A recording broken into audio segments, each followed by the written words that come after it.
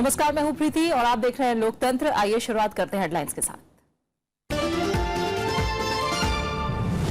उत्तर प्रदेश में आखिरी दौर के लिए आज शाम थमेगा प्रचार। 7 जिलों की 40 सीटों पर बुधवार को मतदान। 51 महिला प्रत्याशियों समेत कुल 535 उम्मीदवार।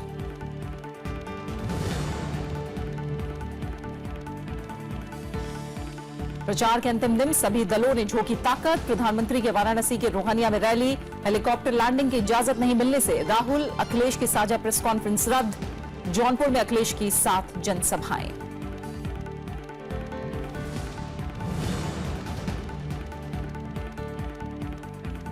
वाराणसी में प्रधानमंत्री के रोड शो पर कांग्रेस के बाद बीएसपी भी पहुंची चुनाव आयोग। आचार संहिता के उल्लंघन का आरोप। बीजेपी ने अखिलेश यादव के पैसे लेने वाले बयान की चुनाव आयोग से की शिकायत।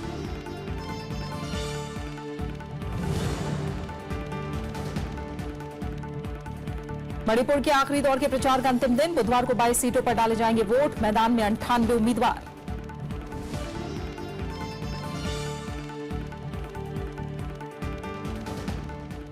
उत्तर प्रदेश और मणिपुर में आखिरी दौर के चुनाव के लिए आज शाम चुनाव प्रचार थम जाएगा। दोनों राज्यों में 8 मार्च को आखिरी दौर के लिए वोट डाले जाने हैं। शुरुआत उत्तर प्रदेश चुनाव से जुड़ी खबरों के साथ।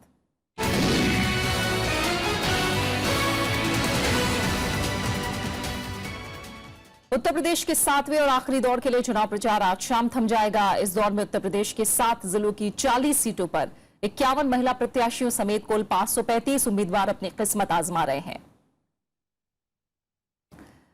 शाम 5 बजे प्रचार थमने के बाद प्रत्याशी डोर टू डोर प्रचार कर सकेंगे। प्रचार पर रोक लगने से पहले क्षेत्र में मौजूद दूसरे विधानसभा क्षेत्र के स्टार प्रचारकों को जिला छोड़ना पड़ेगा। तय समय के बाद प्रचार न हो, इसे लेकर प्रशासन सतर्क है।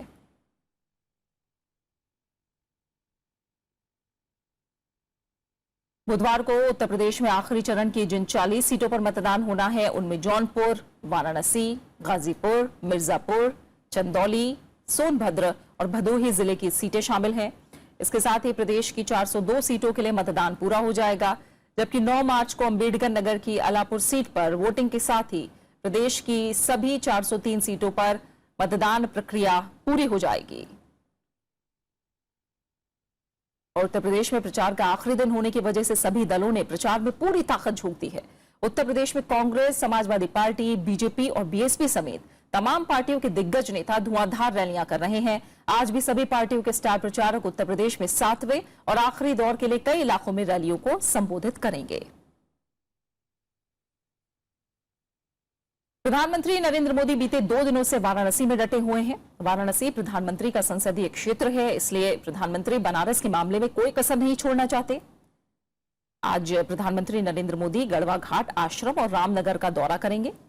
रामनगर में पूर्व प्रधानमंत्री स्वर्गीय लाल बहादुर शास्त्री की प्रतिमा पर माल्यार्पण किया जाएगा। इसके बाद प्रधानमंत्री रोहनिया में एक रैली को संबोधित करेंगे।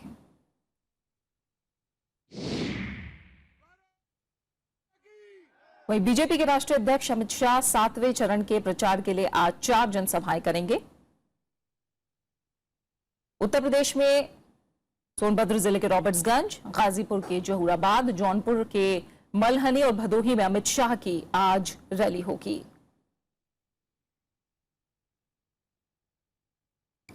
उत्तर प्रदेश के मुखिया अखिलेश यादव ने भी आखिरी दौर के प्रचार में पूरी ताकत झोंकी हुई है। आज अखिलेश यादव की 7 जनसभाएं होनी है। आखिरी दौर के आखिरी दाव के बीच वाराणसी में राहुल और अखिलेश की साझा प्रेस कॉन्फ्रेंस रद्द कर दी गई है। कहा जा रहा है कि राहुल गांधी के हेलीकॉप्टर को उतारने के लिए प्रशासन ने इजाजत नहीं दी। प्रधानमंत्री नरेंद्र मोदी वाराणसी में चुनाव प्रचार में लगे हैं। उन्होंने आरोप लगाया कि अखिलेश और राहुल कुछ का साथ और कुछ का विकास में यकीन करते हैं, जबकि उनका लक्ष्य देश का समान और संतुलित विकास है। वहीं पार्टी के दूसरे कद्दावर नेता भी पार्टी के पक्ष में हवा बनाने में जुटे हुए हैं। वाराणसी में प्रधानमंत्री नरेंद्र मोदी के रोड शो के दौरान पार्टी समर्थकों में खासा उत्साह देखने को मिला। रोड शो में नरेंद्र मोदी की झलक पाने के लिए समर्थकों में होड़ मची रही। बाद में रैली को संबोधित करते हुए प्रधानमंत्री नरेंद्र मोदी ने समाजवादी पार्टी, कांग्रेस और बीएसपी पर जमकर वार किए। उन्होंने ये भी कहा कि वो देश को लूटने वालों को नहीं छोड़ने वाले। नेताओं ने लूटा है, बाबुओं ने लूटा है, मुझे उसको निकालना है भाइयों बहनों। और इसलिए छोटे लोगों को परेशानी नहीं होने दूंगा, लेकिन लुटेरों को नहीं छोड़ूंगा, ये पक्का है। वहीं चंदौली के करीब धनपुर में रैली को संबोधित करते हुए गृह मंत्री राजनाथ सिंह ने राज्य सरकार के कामकाज पर सवाल उठाया। मुझे आश्चर्य होता है कैसे समाजवादी पार्टी के मुख्यमंत्री यह दावा करते हैं कि हमने बहुत विकास किया है, जनता को हमने ओला पड़ने के बाद, सूखा पड़ने के बाद पर्याप्त हमने राहत मुहैया कराई है। यह बात समझ में नहीं आती, कैसे दावा करते हैं। इधर अंबेडकर नगर के अलापुर में बीजेपी अध्यक्ष अमित शाह ने पार्टी के पक्ष में हवा बनाने की कोशिश की। उत्तर प्रदेश का विकास नरेंद्र मोदी के नेतृत्व में भारतीय जनता पार्टी ही कर सकती है और कोई नहीं कर सकता है। प्रधानमंत्री बीते 2 दिन से वाराणसी में चुनाव प्रचार कर रहे हैं। Bureau report, Rajya Sabha TV. और वाराणसी में आखिरी दौर में सभी पार्टियों ने जोर लगा दिया है। प्रधानमंत्री का क्षेत्र होने की वजह से यहां बीजेपी की साख दांव पर है। दूसरी पार्टियां भी अपने पक्ष में माहौल बनाने में लगी हैं। प्रधानमंत्री नरेंद्र मोदी के संसदीय क्षेत्र वाराणसी से बीजेपी को खास उम्मीद है। प्रधानमंत्री यहां खुद पहुंचकर जोरदार प्रचार में लगे हैं। पार्टी वोटरों को लुभाने के लिए मोदी सरकार की उपलब्धियों और घोषणा पत्र में मौजूद वादों का बखान कर रही है। पार्टी प्रचार के लिए सोशल मीडिया का जोरदार इस्तेमाल कर रही है। जिस तरीके से वाराणसी की जनता ने उनका उत्साह और स्वागत किया वो अभूतपूर्व है। वो इस बात को दर्शाता है कि बनारस का पूरा प्रेम माननीय प्रधानमंत्री जी के साथ है। समाजवादी पार्टी, कांग्रेस और बीएसपी ने भी वाराणसी में पूरी ताकत झोंक दी है। एसपी कांग्रेस गठबंधन ने दर्दे बनारस अभियान चलाकर प्रधानमंत्री पर संसदीय क्षेत्र की अनदेखी का आरोप लगाया। It's most unfortunate that this is what I said in one of the press conferences even today only, that the agenda of the Honorable Prime Minister during Lok Sabha election was growth and development, and this time around he has just forgotten the development of the Uttar Pradesh as any such subject. Varanasi में voter बटे हुए नजर आते हैं। यहाँ कुछ मतदाता तो प्रधानमंत्री मोदी के पीछे मजबूती से खड़े हैं, वहीं कई बीजेपी के वादों पर भरोसा करने से कतरा रहे हैं। इलेक्ट्रिक काम आपको पूरा आपको दिखेगा, जो इनका इलेक्ट्रिसिटी अंडरग्राउंड चल रहा है वो पूरा आपको दिखेगा। साफ सफाई स्वच्छता का तो अभियान जो है पूरे शहर के अंदर नहीं पूरे देश के अंदर चल रहा है। जो बदहाली 10 साल पहले थी वो अभी भी बनी हुई है। मोदी जी काफी वादे लोकसभा में भी किए थे जिसको अभी तक निभा नहीं पाए। वाराणसी में विधानसभा की 5 सीटें हैं जिन पर कांटे के मुकाबले के आसार हैं। 2012 के विधानसभा चुनाव में 3 सीटों पर जहां बीजेपी ने कब्जा किया, वहीं 2 सीटें समाजवादी पार्टी के खाते में गईं। वाराणसी में टिकट बंटवारे के बाद बीजेपी ने काफी कोशिश की है अंदरूनी विद्रोह को दबाने की। वहीं गठबंधन और बसपा ने भी हर हथकंडा अपनाया है बीजेपी के इस किले में सेंध लगाने के लिए। राजनीतिक सोच रखने वाले काशी पर 11 मार्च को सबकी निगाहें टिकी रहेंगी। वाराणसी से कैमरा पर्सन अरविंद के साथ कृति मिश्रा, राज्यसभा टीवी। और सीधा वाराणसी चलेंगे, मौजूद है हमारी संवाददाता कृति मिश्रा हमारे साथ। कृति, सिर्फ उत्तर प्रदेश ही नहीं, अगर इस बार 5 राज्यों के विधानसभा चुनाव की बात करें तो सबसे ज्यादा गहमा गहमी हमें इन प्रचार के आखिरी 3 दिनों में ही देखने को मिली है। आज भी काफी लंबा कार्यक्रम है प्रधानमंत्री नरेंद्र मोदी का, लेकिन उधर राहुल और अखिलेश की प्रेस कॉन्फ्रेंस रद्द करनी पड़ गई है। उसकी क्या वजह है और आखिरी प्रचार का दिन कैसा रहने वाला है, कैसा दिखने वाला है? जी हाँ प्रीति, देखिए आज भी प्रधानमंत्री अपने संसदीय क्षेत्र वाराणसी में हैं। वो गढ़वा घाट पहुंच चुके हैं जहां पर उन्होंने लोगों से मुलाकात की, गाय को चारा और केला खिलाया। इसके बाद वो कुछ देर वहां रहेंगे, फिर बाद में रामनगर चौक से लेकर शास्त्री चौक तक 800 मीटर तक उनका रोड शो प्रस्तावित है, जहां वे लोगों से संवाद करने की कोशिश करेंगे। उसके बाद वो रोहनिया जाएंगे, वहां पर एक जनसभा को संबोधित करेंगे और उसके बाद वो सीधे फिर दिल्ली चले जाएंगे। वहीं दूसरी तरफ यहां पर साझा प्रेस कॉन्फ्रेंस कांग्रेस उपाध्यक्ष राहुल गांधी और चीफ मिनिस्टर अखिलेश यादव की भी प्रस्तावित थी, लेकिन ऐसा कहा जा रहा है, फिलहाल खबरें आ रही हैं, क्योंकि प्रधानमंत्री को यहां से अब प्रस्थान करना है, इसीलिए जो यहां का एयरपोर्ट है उसको सील कर दिया गया है, जिस वजह से राहुल गांधी का विमान यहां पर लैंड नहीं कर पाया।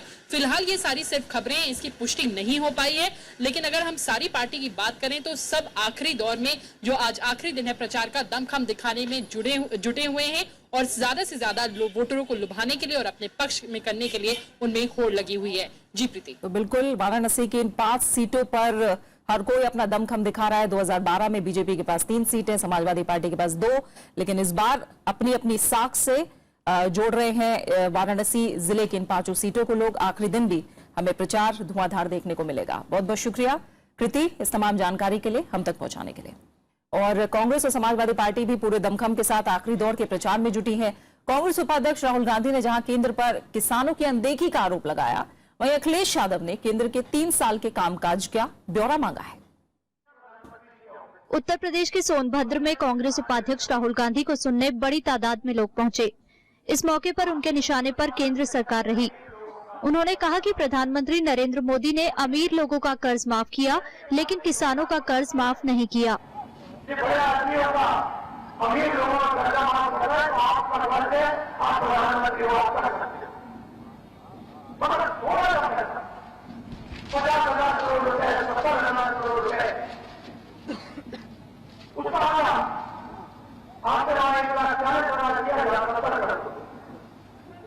उधर चंदौली पहुंचे मुख्यमंत्री अखिलेश यादव ने प्रधानमंत्री पर पलटवार करते हुए कहा कि पीएम चाहे तो हमारा 5 साल का हिसाब किताब ले ले, लेकिन अपने 3 साल का हिसाब दे दे। जिस प्रधानमंत्री ने अगर 3 साल में कोई बुलेट ट्रेन नहीं चला पाई तो 2 साल में कैसे बुलेट ट्रेन चला लेंगे, और आने वाले समय में यही जनता इन्हें मौका नहीं देगी कि ये बुलेट ट्रेन भी चला पाए। ये है, और हमसे पूछते हैं कि कब बैठाओगे मेट्रो पे। राज्य में विधानसभा चुनाव के 7वें और आखिरी चरण की वोटिंग 8 मार्च को होगी। Bureau report, Rajya Sabha TV. शनिवार को वाराणसी में हुए प्रधानमंत्री के रोड शो पर मायावती ने ऐतराज जताया है। रविवार को जारी एक बयान में बीएसपी प्रमुख ने कहा कि उच्च पद पर बैठे व्यक्ति चुनावी स्वार्थ की राजनीति करने के लिए कानून और आदर्श चुनाव आचार संहिता का उल्लंघन करें, ये सही नहीं है। उन्होंने कहा कि लोकतंत्र के लिए यह गंभीर खतरे की बात है। मायावती ने कहा कि इससे साफ तौर पर स्वतंत्र, निष्पक्ष और शांतिपूर्ण चुनाव प्रभावित होगा। बहुजन समाज पार्टी ने चुनाव आयोग से बिना अनुमति रोड शो करने को लेकर प्रधानमंत्री नरेंद्र मोदी के खिलाफ कड़ी कार्रवाई करने की मांग की है। शनिवार को कांग्रेस ने भी प्रधानमंत्री के रोड शो के खिलाफ चुनाव आयोग से शिकायत की थी। प्रदेश में जारी चुनावी समर के बीच बीजेपी राज्य के मुख्यमंत्री अखिलेश यादव के खिलाफ चुनाव आयोग पहुंच गई है। मुख्यमंत्री अखिलेश यादव ने भदोही की रैली में लोगों से कहा था कि वो दूसरी पार्टियों से मिलने वाले पैसे को लें, लेकिन वोट समाजवादी पार्टी को ही दें। अखिलेश के इस बयान से नाराज बीजेपी ने चुनाव आयोग से इसकी शिकायत की है। ये पहली बार नहीं हुआ है कि जब नेताओं ने लोगों से दूसरे दलों से पैसे लेकर उन्हें वोट देने की अपील की हो। इससे पहले भी कई बार इस तरह के बयान सामने आ चुके हैं।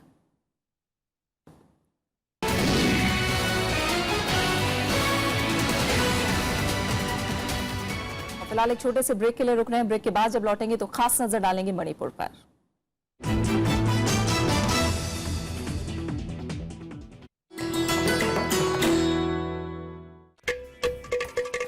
घटम, प्राचीन दक्षिण भारतीय ताल वाद्य। जब बजता है तो सृष्टि के 5 तत्वों धरा, जल, वायु, अग्नि और आकाश के स्वर को इसकी धुन में किया जा सकता है महसूस। घटम पर उंगलियों और हथेली के थाप से उत्पन्न हुई स्वर तरंग पैदा करती है अद्भुत ताल।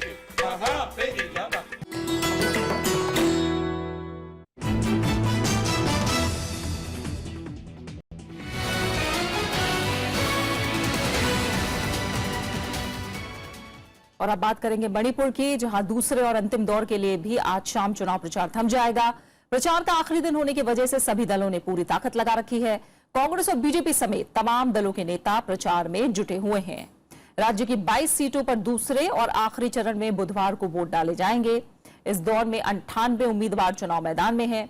मणिपुर में पहले दौर की 38 सीटों पर 4 मार्च को रिकॉर्ड 84% मतदान हुआ था। नतीजे 11 मार्च को आएंगे। और हम सीधा रुख करेंगे मणिपुर में मौजूद हमारे संवाददाता अखिलेश सुमन का। अखिलेश, हमने देखा पहले दौर में जिस तरह से 84% लगभग वोटिंग हुई है, इस बम्पर वोटिंग को सभी पार्टियां जाहिर तौर पर अपने अपने पक्ष में बताने में जुटी होंगी। अब दूसरे दौर के लिए तैयारियां हैं, आखिरी दिन प्रचार का है, बताइए किस तरह की सरगर्मियां हैं?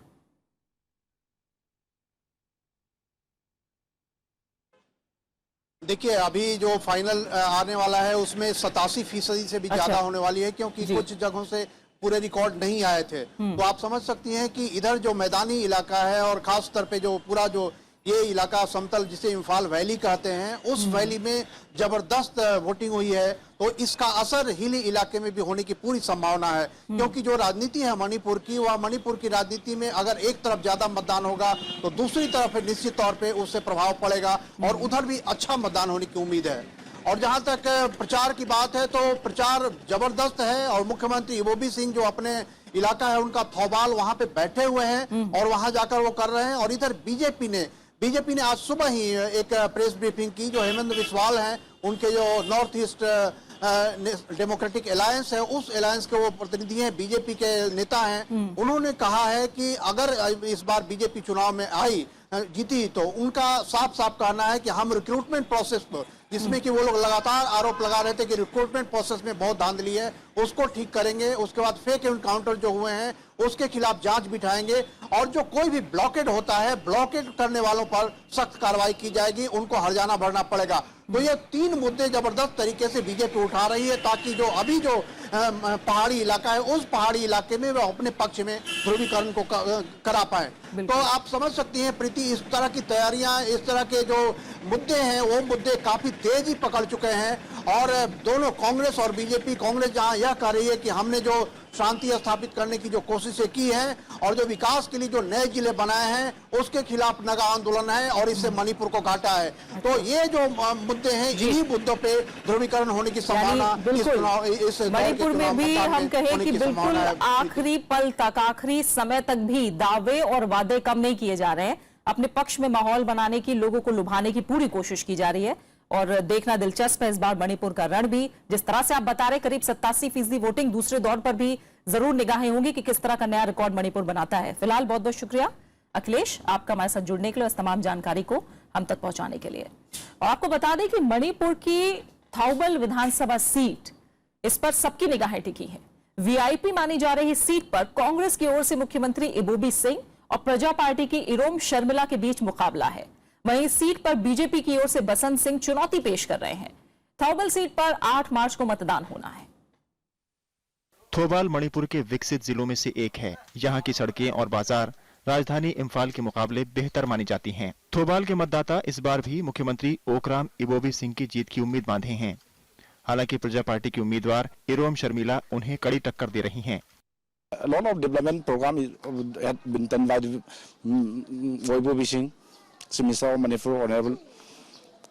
Then, yeah, I like. Thoubal seat को मैतेई समुदाय का गढ़ माना जाता है। मुख्यमंत्री ओकराम इबोबी सिंह खुद इस समुदाय से ताल्लुक रखते हैं। इबोबी सिंह पर सगे संबंधियों का पक्ष लेने का आरोप लगा रही है। जितना जो करप्शन जो है सिर्फ खाली परिवार के लिए काम करता है, जितना कॉमन पीपल जो इसे काम कुछ देखता नहीं है, जो इसीलिए मेरे को पब्लिक ने मेरे को प्रोजेक्ट किया है इबोबी को हटाने के लिए।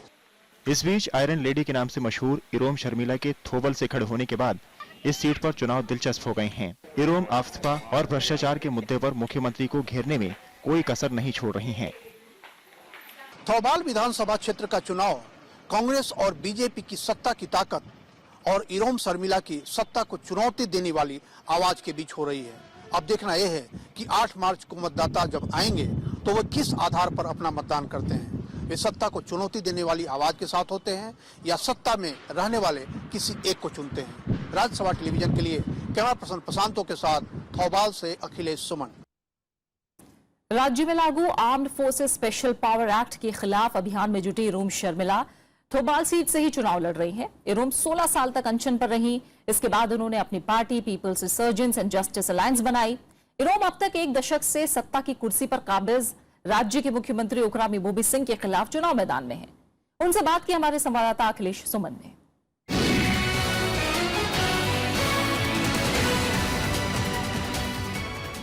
Samila, you are having battery of people here standing behind you. So do you think that this will turn up into the votes? Oh, they are all supporting me the whole day and the night, wholeheartedly. Once Ibobi Singh is having power of government, BJP is having power of government in the center. So how do you think that you can win the election in such a serious confrontation? It's fighting in between wrong and the right. And me, with right conscientious steps and living, I will win over wrong. You will win over wrong. Do you think that Thobal was also affected by Armed Forces Special Power Act? Yes. Only the Imphal municipal areas from they are only remove the disturbed area status, but as a whole Manipur is still under this draconian law. तो एरम शर्मिला का कहना यह है कि उन्हें किसी खास समुदाय से या किसी खास धर्म से या किसी खास क्षेत्र का प्रतिनिधि न समझा जाए, बल्कि उन्हें यह समझा जाए कि वो पूरे मणिपुर का प्रतिनिधित्व करती हैं और मणिपुर को आर्म फोर्सेज के अत्याचार से मुक्त कराने के लिए और करप्शन भ्रष्टाचार से मुक्त कराने के लिए वो लड़ रही हैं। राज्यसभा टेलीविजन के लिए कैमरा पर्सन प्रशांतों के साथ मणिपुर के थौबाल से अखिलेश सुमन।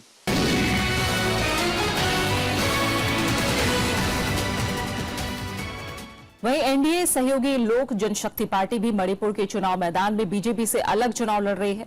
पार्टी ने मणिपुर में 17 उम्मीदवार उतारे हैं। इनमें से 10 सीटों पर पहले दौर में मतदान हो चुका है और 8 सीटों पर दूसरे दौर में मतदान होना है। मणिपुर में बीजेपी से अलग चुनाव लड़ने को लेकर एलजेपी उपाध्यक्ष रामचंद्र पासवान से बात की हमारे संवाददाता अखिलेश सुमन ने।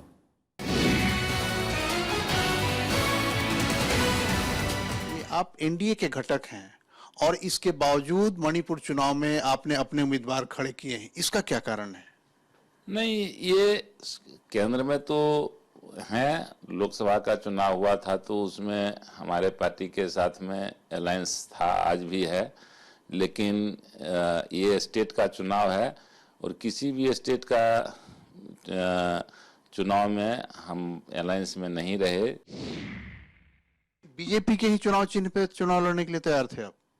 नहीं, बीजेपी का चुनाव चिन्ह पर एलजेपी कभी भी कैसे तैयार होंगे? इससे तो एनडीए कमजोर होगी, एनडीए के लोगों को टिकट ही वोट ही काटेंगे आप? नहीं, एनडीए का वोट, एनडीए कमजोर नहीं होगा और एनडीए का वोट नहीं काट रहे हैं, क्योंकि हमारा अपना पार्टी का वोट है। तो आपका एक सिटिंग सीट था तो उसको देने के लिए बीजेपी तैयार नहीं हुई? अगर वो उतना तक हो जाता तब तो फिर अलग से कैंडिडेट देने का जरूरत ही नहीं पड़ता। तो मतलब साफ है कि बीजेपी छोटे जो दल हैं एनडीए के उनको महत्व नहीं दे रही है। ये तो हम नहीं कह सकते हैं कि उनको महत्व नहीं दे रही है, लेकिन हम लोगों को नहीं मिला, ये हम कह सकते हैं। तो लोक जनशक्ति पार्टी को इस बात का मलाल जरूर है कि एक सीट लोक जनशक्ति पार्टी के पास थी मणिपुर में और उसे भी मानने के लिए बीजेपी तैयार नहीं हुई। अब एनडीए के सारे जो छोटे घटक दल हैं उन सब के लिए एक तरह का एक संकेत है कि बीजेपी उन्हें चुनाव में कितना जगह देना चाहती है। राज्यसभा टेलीविजन के लिए कैमरा पर्सन प्रशांत कर्माकर के साथ इम्फाल से अखिलेश सुमन। मणिपुर बीजेपी ने इस बार राज्य में पार्टी की सरकार बनने का दावा किया है। पार्टी ने अखबारों में छप रहे मुख्यमंत्री इबोबी सिंह की जीत के दावों को सिरे से खारिज कर दिया। बीजेपी के मुताबिक कांग्रेस ने अपने कार्यकाल में राज्य के लिए कोई काम नहीं किया। पार्टी ने कहा कि राज्य की जनता इस बार कांग्रेस को वोट नहीं देकर सबक सिखाएगी।